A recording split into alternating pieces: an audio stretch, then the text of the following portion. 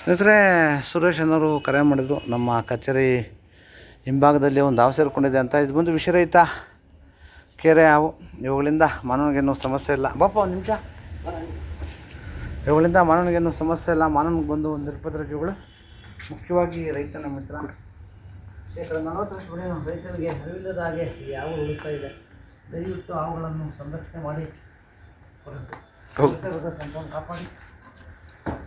ಎಲ್ಲಾದರೂ ಹಾವು ಕಂಡು ಬಂದಾಗ 8453 573053 ನಂಬರ್ ಕರೆ ಮಾಡಿ, ಅಥವಾ ನಮ್ಮ ಅರಣ್ಯ ಇಲಾಖೆ ನಂಬರ್ 1826 ನಂಬರ್ ಕರೆ ಮಾಡಿದಾಗ ಅವರು ಸಹ ಅವನು ಸಂರಕ್ಷಣೆ ಮಾಡ್ತಾರೆ.